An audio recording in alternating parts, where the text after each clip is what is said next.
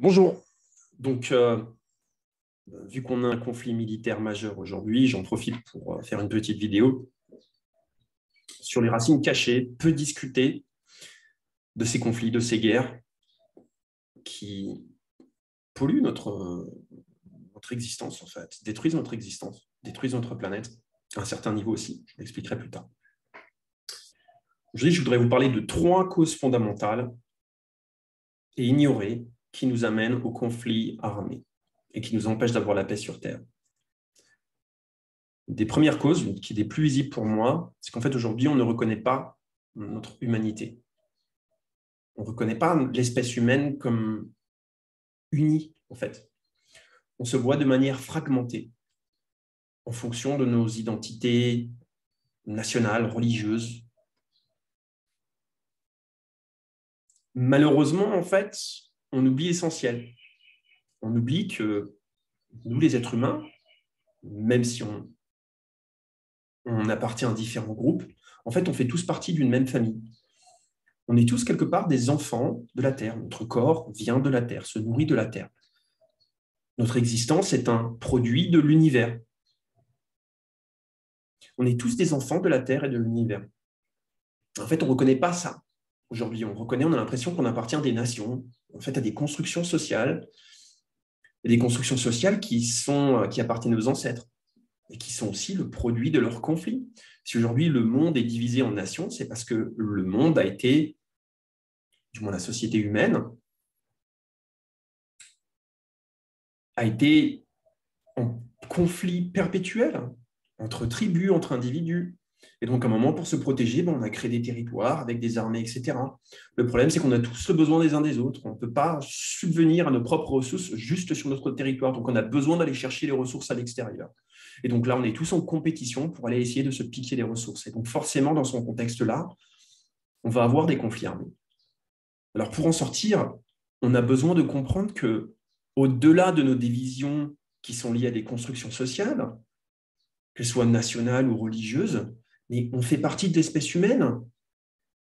Et nos divisions, c'est nous qui les avons créées, c'est nos ancêtres qui les ont créées sur leurs conflits. Et si on veut résoudre ces conflits, on doit reconnaître notre humanité partagée et on doit la placer au-dessus de ce qui nous divise. Quelque part, on doit comprendre que la planète que nous partageons ensemble est plus importante que les nations qui nous divisent, que l'humanité qu'on partage ensemble est plus importante que les compétitions qui nous divisent, que l'univers que l'on partage ensemble est plus important que les croyances qui nous divisent. Donc ça, c'est revenir à ce que nous partageons ensemble, notre humanité partagée, qui est par ailleurs interdépendante et interconnectée. On est en train de comprendre aujourd'hui que quand il y a un conflit à l'autre bout du monde, ça nous impacte. Et oui, ça nous impacte. Il va y avoir de l'inflation, il va y avoir tout un tas de... On est dans des récits aujourd'hui complètement clivants, qui appuient sur les peurs, qui appuient sur les émotions, sur la colère. Donc voilà, revenir à notre humanité partagée. Là, c'est une guerre et c'est toujours fratricide. Première chose. Deuxième chose, nous restons dominés par nos croyances. Nous restons dominés par des dogmes, par des récits qui sont limitants, auxquels on est identifié. Nous n'avons pas encore compris qu'en fait, nos croyances ne sont que des interprétations relatives, subjectives et limitées d'une vérité qui est absolue, objective et infinie et qu'on ne peut pas saisir dans son intégralité. Nous en avons tous des petites parties. Ça ne veut pas dire que nous n'avons pas d'illusions, bien sûr, mais ça veut dire que personne ne peut prétendre avoir la vérité absolue. Celui qui fait ceci, il est fou, il est inconscient, il est manipulateur. On ne peut pas confondre le relatif et l'absolu. Nos perceptions, nos croyances sont relatives. Si on veut se rapprocher de l'absolu, qui n'est pas une destination mais une direction, nous avons besoin de mettre nos perspectives et nos croyances ensemble. Nous avons tous des pièces du puzzle. Le but du jeu, c'est de les mettre ensemble, ce n'est pas de faire la compétition. Si on fait la compétition, on est dans le chaos, on est dans le dogme. On n'a pas de sens. Et aujourd'hui, c'est là, on en est là.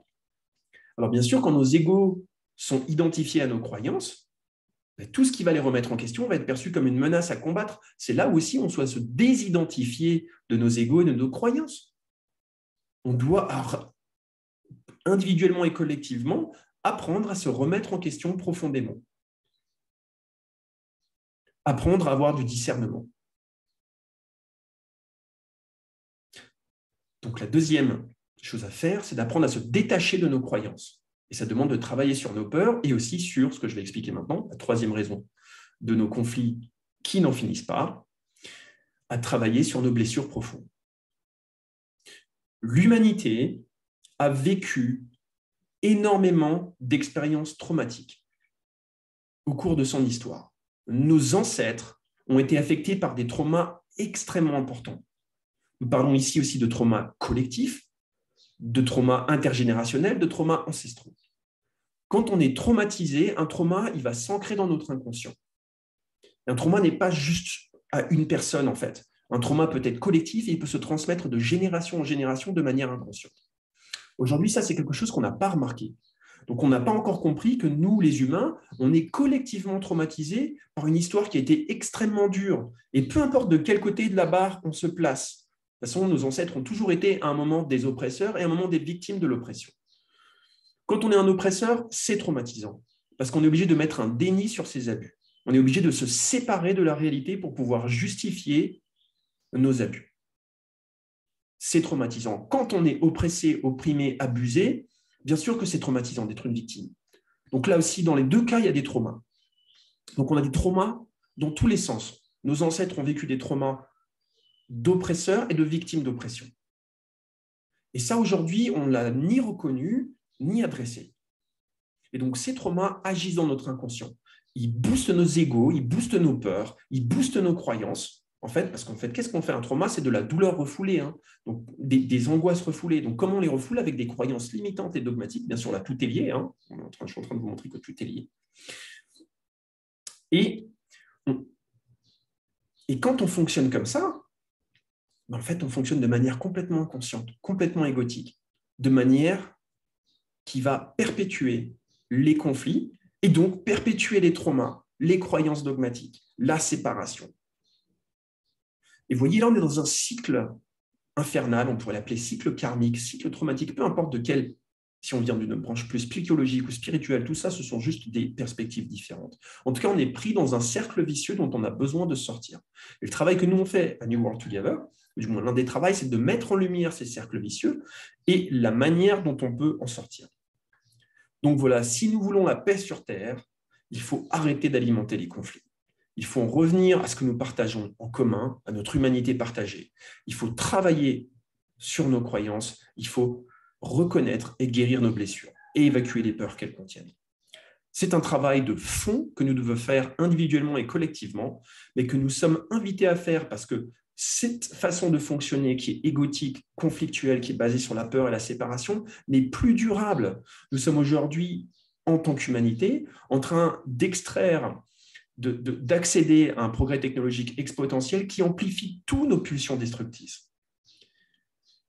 Et donc, on est obligé de faire ce travail-là si nous ne voulons pas foutre en l'air notre planète et notre avenir. Parce qu'à vrai dire, ce n'est pas la planète qu'il faut sauver, c'est nous-mêmes. La planète, elle s'en sortira très bien sans les humains. Par contre, l'inverse, c'est beaucoup moins vrai.